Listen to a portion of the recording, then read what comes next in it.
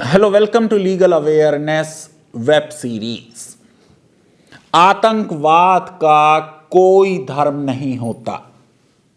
हर धर्म के मानने वाले अपने धर्म के रास्ते से हटकर हिंसा की तरफ और आतंक की तरफ जा सकते हैं अगर उनके दिमागों को रेडिकलाइज कर दिया। रेडिकलाइजेशन पर भी किसी धर्म की मोनोपोली नहीं है। जो कुछ हमने देखा है पिछले चंद दिनों में, उससे एहसास होता है कि ये धर्म का दुरुपयोग है। बहुत से केसेस आतंकी मामलात में चलते हैं और खत्म हो जाते हैं बाइज्जत बरी होकर अभियुक्त। मैंने बार बार कहा है कि एक नजरिया इसका यह हो सकता है कि मासूमों के खिलाफ केसेस चलाए जा रहे हैं, उन पर जुल्म हो रहा है। लेकिन मैं क्योंकि लॉ का स्टूडेंट हूं, एक नजरिया यह होता है कि मेरे देश का जो लीगल और जुडिशल सिस्टम है वो इतना वाइब्रेंट है, इतना इफेक्टिव है कि अगर जुर्म beyond any shadow of doubt साबित ना हो, अदालतें बाइज्जत बरी कर देती हैं। जुडिशल सिस्टम की तारीफ करनी होगी। अब यह केरला का केस है परसों का, जिसमें कोझिकोड बस स्टैंड पर जो बम ब्लास्ट हुए मार्च 3, 2006 को, किसी की डेथ नहीं हुई थी फॉर्चुनेटली। उन पर जो मुकदमा चला है उसमें एनआईए की कोर्ट 2011 में लाइफ इंप्रिजनमेंट दे चुकी थी। दो सजाए उम्र कैद, एक एक्सप्लोसिव एक्ट के तहत, एक यूपा के तहत, और 5 साल की सजा ताजीरात हिंद इंडियन पीनल कोड के तहत। हाई कोर्ट का जजमेंट आया जस्टिस के विनोद चंद्रन और जस्टिस जायद रहमान का। एनआईए के हाथों में यह केस आ गया।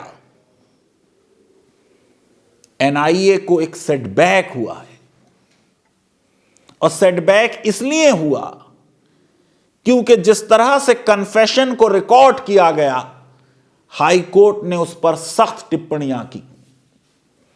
जिस तरह से सरकारी गवाह बनाया गया, अप्रूवर बनाया गया, उसकी एविडेंस पर कोर्ट ने रिलाई नहीं किया। आपको मालूम है, एविडेंस एक्ट में साफ तौर से यह लिखा है कि अकम्प्लिस की एविडेंस पर कन्विक्शन हो सकता है। सेक्शन 133 है इंडियन एविडेंस एक्ट का। यह रूल ऑफ लॉ है, लेकिन रूल ऑफ प्रूडेंस और प्रिजम्पशन दी हुई है सेक्शन 114 में, जिसमें कहा गया कि जो अकम्प्लिस है वो अनवर्दी ऑफ एविडेंस है, अनवर्दी ऑफ टेस्टिमनी है, जब तक उसकी एविडेंस मटेरियल पर्टिकुलर्स में कोरोबरेट ना होती हो। दोस्ती के नाम पर अगर किसी ने धोखा दिया, पहले जुर्म किया और उसके बाद अपने दोस्तों को फंसाने के लिए सरकार से मिलकर सरकारी वकील बन गया, इंडियन एविडेंस एक्ट जो अंग्रेजों ने बनाया है वो ऐसे विटनेस को शको शुबहा की नजरों से देखता है, क्योंकि शायद यह व्यक्ति अपने को बचाने के लिए दूसरों को फंसा रहा है। इसलिए जब तक यह जो कुछ कह रहा है उसका कोरोबोरेशन और एविडेंस से ना हो, अदालतें अप्रूवर्स की एविडेंस आमतौर से नहीं मानती। मामला पूरा यह था कि 2011 में एनआईए की कोर्ट ने जो तदीयंती वाइद नजीर है और उसकी सिस्टर इन लॉ का हस्बैंड शफाज, उसको गिल्टी पाया। यह अपील अब आ रही है हाई कोर्ट में। मैंने आपको बता दिया कि इनको 2 उम्र कैदें हुई। दूसरे जो एक्यूज थे दो, उनको छोड़ दिया गया था, अब्दुल हकीम और अबू बकर यूसुफ को।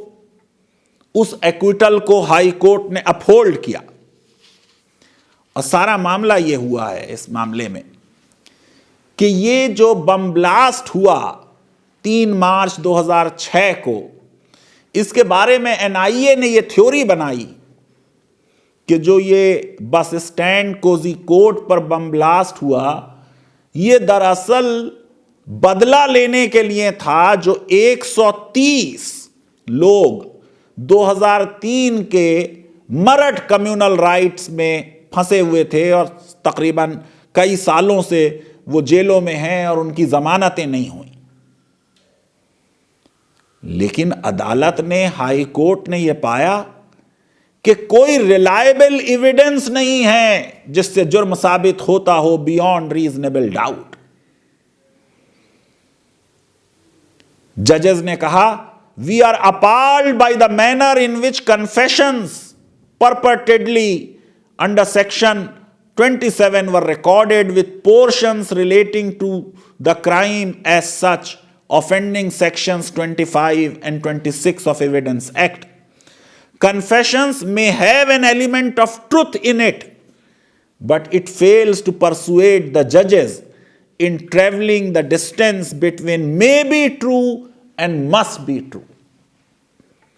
देखिए, जो क्रिमिनल लॉ है उसमें बियॉन्ड रीजनेबल डाउट पर फैसला होगा, जो सिविल लॉ है उसमें प्रिपॉन्डरेंस ऑफ एविडेंस पे होता है। बाबरी मस्जिद के केस में मैं आपको बता चुका हूं, बियॉन्ड रीजनेबल डाउट यह साबित नहीं हुआ,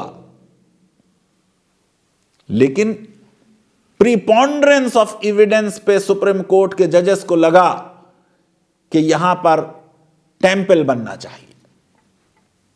सेक्शन 25, 26, 27 एविडेंस एक्ट के मैं चाहता हूं मेरे व्यूअर समझें। अंग्रेजों ने कानून बनाया, सेक्शन 25 में कह दिया कि पुलिस ऑफिसर को अगर कोई कन्फेशन हुआ है, इकरार जुर्म हुआ है, इनएडमिसिबल है, उसकी एविडेंस नहीं दी जा सकती। अगर पुलिस कस्टडी में कन्फेशन हुआ, जब तक वहां मजिस्ट्रेट मौजूद नहीं है, उसकी भी एविडेंस नहीं दी जा सकती। सेक्शन 27 में कहा कि अगर कोई डिस्कवरी हुई है कन्फेशन को लेकर, तो इतनी एविडेंस दी जा सकती है कि इस आदमी को मालूम था कि फला चीज फला जगह है। अगर मुजरिम यह कहता है कि मैंने चाकू से मारा और चाकू फला जगह छुपा दिया और वो चाकू वहां से मिल जाए, तो कन्फेशन का यह हिस्सा कि चाकू मैंने वहां छुपा दिया सिर्फ एडमिसिबल है। मैंने चाकू से मारा, यह पुलिस को दी हुई एविडेंस और कन्फेशन के तहत एडमिसिबल नहीं है। बड़ा फाइन डिस्टिंक्शन मैंने एविडेंस लॉ का अपने व्यूअर्स को समझा दिया। फिर कोर्ट कह रही है मे बी ट्रू से काम नहीं चलेगा, मस्ट बी ट्रू। कोर्ट ने कहा कि यह जो सरकारी गवाह है, अप्रूवर, इसकी एविडेंस तो जो 2 टेस्ट हैं और पैमाने हैं जिन पे जांचा जाता है सरकारी गवाह की एविडेंस को, इनहेरेंट रिलायबिलिटी, कि उसके ऊपर रिलाई किया जा सके, वो टेस्ट भी फेल, और क्रेडिबिलिटी, वो टेस्ट भी फेल। कोर्ट ने कहा डिस्ट्रिक्ट मजिस्ट्रेट की सैंक्शन नहीं ली गई एक्सप्लोसिव एक्ट्स के तहत। एनआईए ने आर्गू किया कि सेंट्रल गवर्नमेंट की हमने सैंक्शन ले ली, सैंक्शन गवर्नमेंट डिस्ट्रिक्ट मजिस्ट्रेट से सुपीरियर है। बड़ा फाइन फेडरलिज्म का पॉइंट ले डाउन किया है हाई कोर्ट जजेस ने और कहा है कि डिस्ट्रिक्ट मजिस्ट्रेट सेंट्रल गवर्नमेंट के अंडर में नहीं आता। आपको मालूम है कि उसके ऊपर सुपरविजन की पावर, सुपरिंटेंडेंस की पावर स्टेट गवर्नमेंट की है। मैंने कहा कि यह बड़ा अहम मुद्दा है क्योंकि आईएएस रूल्स में अमेंडमेंट हो रहा है डेपुटेशन के। देखिए हाई कोर्ट का व्यू सामने आ रहा है कि आईएएस ऑफिसर्स जब स्टेट में काम कर रहे हैं तो वो स्टेट गवर्नमेंट के अंडर में काम कर रहे हैं। कोर्ट ने कहा कि ये जो क्लियरली इनएडमिसिबल एविडेंस के बेसिस पे कहानी बनाई गई है, इस कहानी से हम मुतमईन नहीं हैं क्योंकि जो इन्वेस्टिगेटर्स हैं उन्होंने कोशिश नहीं की to go out in the sun to collect independent evidence. Independent evidence नहीं है, कन्फेशन बेसिस है, कन्फेशन इनएडमिसिबल है, अप्रूवर की एविडेंस बेसिस है, अप्रूवल रिलायबल नहीं है, क्रेडिटेबल नहीं है। इसलिए कोर्ट ने कहा कि नहीं, हम इतना तो नहीं कह रहे कि क्या कन्फेशन लेने के लिए लाल मिर्चों का इस्तेमाल किया गया। आपको मालूम है पुलिस टॉर्चर होता है और कन्फेशंस 3rd डिग्री मेथड से एक्सट्रैक्ट किए जाते हैं, उसकी तरफ इशारा करा कोर्ट ने, लेकिन कहा हम नहीं कह रहे। कोर्ट ने कहा कि प्रोसिक्यूशन ने साजिश और षड्यंत्र साबित करने में नाकामयाबी रही। कोर्ट ने कहा कि एक्यूज के बारे में इल्जाम था कि इन्होंने कंस्पायर किया, प्लान किया, एग्जीक्यूट किया, लेकिन वो साबित नहीं कर पाए। 5 और लोगों की बात हो रही है कि वो बम प्लांट करने में इन्वॉल्व थे, बाद में मस्जिद गए। कोर्ट ने कहा कि ये सरकारी गवाह जिसकी कुछ छोटी बहुत जान पहचान थी, कैजुअल एक्विंटेंस, इसको बहुत आगे तक ले जाने में कामयाबी नहीं मिलेगी। अप्रूवर का रोल क्या था, सरकारी गवाह का रोल क्या था कि उन्होंने कोई फोन किया। आपको मालूम है कि इस केस में फोन हुआ है, कलेक्टर को जिम्मेदारी ली गई, फिर फोन हुआ है कुछ मीडिया हाउसेस को, कालीकट टाइम्स को, एक मीडिया फर्म को। कोर्ट ने कहा ये 2 तरह के फोन क्यों हुए हैं। कोर्ट ने कहा कि हमें समझ में नहीं आ रहा कि उस आदमी के ऊपर एनआईए रिलाई कर रहा है जो मुजरिम नंबर 7 है और बाद में सरकारी गवाह बन जा रहा है। यह तो उल्टा पड़ गया दाव, क्योंकि जो एक्यूज नंबर 4 है उसने तो कलेक्ट्रेट में कॉल की। फिर यह बात समझ में नहीं आती कि कालीकट टाइम्स को, जो मीडिया फर्म है, उसमें अप्रूवर ने कैसे कॉल की। यह कोई स्ट्रॉन्ग बॉन्ड और अभियुक्तों से इसका साबित नहीं होता, इसलिए अप्रूवर की एविडेंस मानी नहीं जाएगी और वो उसको कहा कि यह सस्पेक्ट एविडेंस। कोर्ट ने कहा we can not but find based on discrepant notes in the testimony of the main witness and the attendant circumstances of the turning approver that he is not a reliable witness and his role in the crime is very suspect। मैं समझता हूं कि ये जो जुमला बोला है ये तो बहुत ही सख्त जुमला है। कोर्ट ने यह भी कहा कि एक्यूज मस्जिद चला गया, इससे कोई इन्फ्रेंस ड्रॉ नहीं किया जा सकता। मैं समझता हूं कि इस तरीके का आर्गुमेंट तो प्रोसिक्यूशन को कभी लेना नहीं चाहिए।